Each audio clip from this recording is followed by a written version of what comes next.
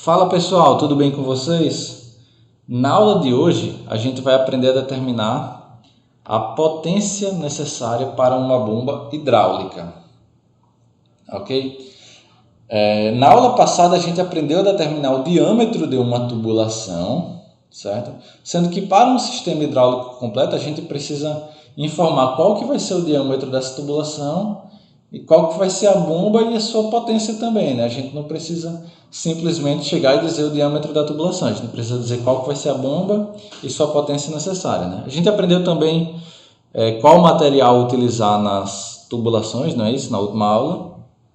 Então hoje a gente vai focar mais na potência hidráulica. Esse assunto ele vai ser tratado tanto nessa quanto na próxima aula, porque na próxima aula a gente vai ver isso de uma forma mais complexa, né? Considerando diversos materiais, as curvas nas tubulações e por aí vai. Na aula de hoje a gente vai aprender mais a utilizar essa fórmula. Antes de ir diretamente para a potência consumida, a potência necessária para uma bomba, eu preciso mostrar alguns outros conceitos importantes. Entre eles, a gente tem a curva característica de uma bomba. A gente sabe que a vazão de um fluido, ela é o quanto de um fluido quanto que uma bomba consegue descarregar de fluido em um determinado tempo, né? Por exemplo, 5 metros cúbicos por segundo, que é muito, né? 1 metro cúbico por segundo, que é muito também, mas, enfim. É o quanto de fluido ele consegue levar em um segundo. Sendo que a vazão de uma bomba, ela pode ter influências de diversos fatores, tais como a natureza do fluido, né? Se eu carregar água, aquela bomba vai ter uma determinada vazão. Se eu colocar outro material, ele vai ter uma outra determinada vazão. A rotação também, o diâmetro da tubulação vai influenciar na vazão. Então, tudo isso vai influenciar na vazão da bomba. Então, fabricantes de bombas fornecem gráficos que mostram a faixa de vazão em que pode se operar a bomba, ok? Então, por exemplo, aqui a gente tem um gráfico de altura manométrica por vazão, né? Aqui está escrito head, que está no inglês, mas aqui seria altura manométrica. Tá, e o que seria essa altura manométrica? Imagina que uma bomba precisa levar 10 metros, ok? Então, isso aqui é a altura geométrica. Então, a altura manométrica seria essa altura mais as perdas de carga. Por que perda de carga? Porque imagine o seguinte, se eu elevar esses 10 metros fazendo esse caminho aqui, com a curva, vocês concordam que a barreira para a bomba vencer, nesse caso aqui, é muito maior do que essa? Então, apesar dos dois terem 10 metros igualmente, essa aqui ela vai ser mais difícil de chegar lá em cima do que essa aqui. Então, o que isso quer dizer? Aqui vai ter mais perdas de carga. Então, quando eu somo essa altura de 10 metros mais essas perdas de cargas devido às curvas, por exemplo, eu tenho a altura manométrica. E essa altura manométrica, eu preciso dessa informação para que eu consiga determinar a potência de uma bomba, por causa que a potência de uma bomba ela depende da altura manométrica do sistema. Beleza? Na próxima aula a gente vai aprender a calcular a altura manométrica de um sistema hidráulico, né, considerando todos os casos, né, com quantas curvas for, dependendo do material e por aí vai.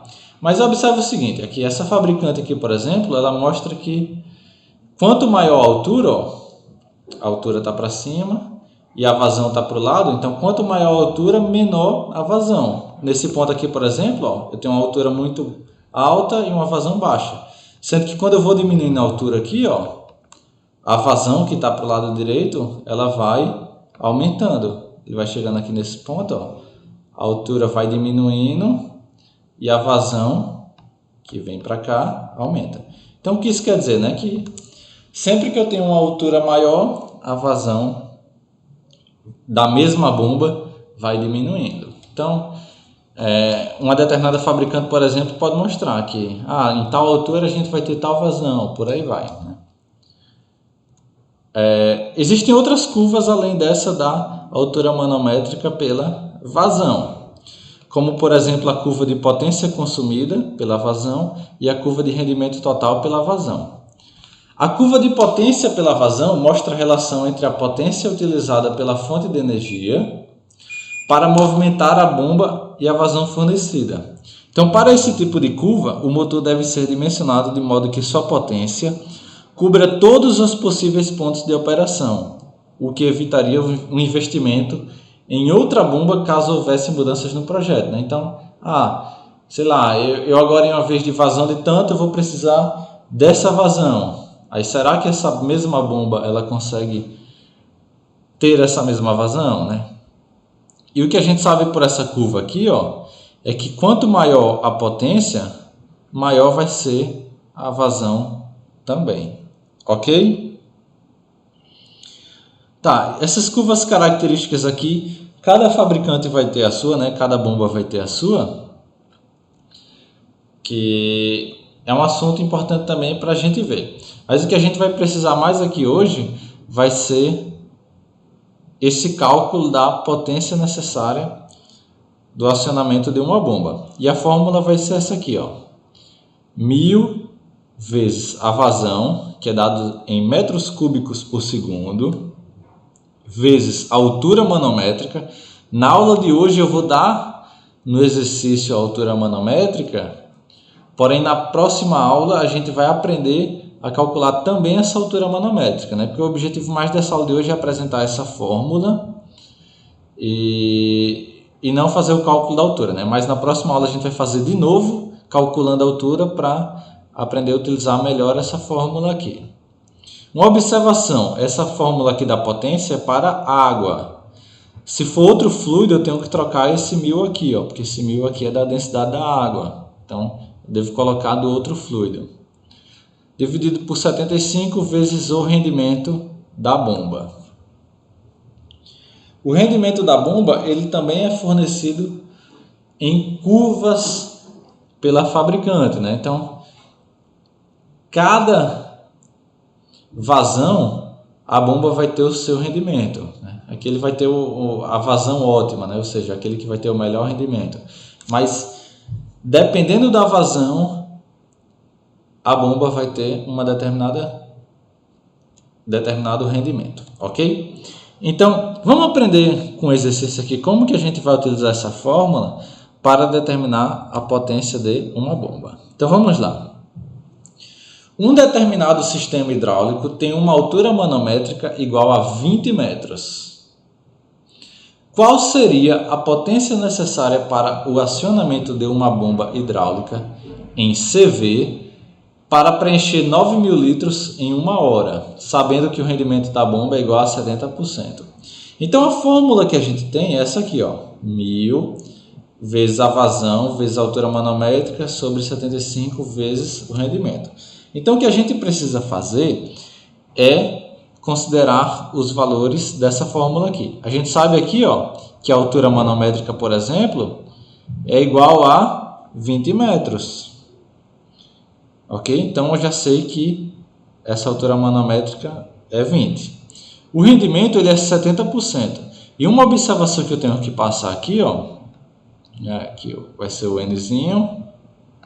E esse 20 metros vai ser esse H.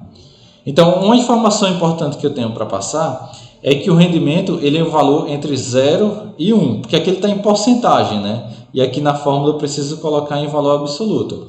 Então, 70% em um valor entre 0 e 1, ele vale 0,7. Ok? 0,7.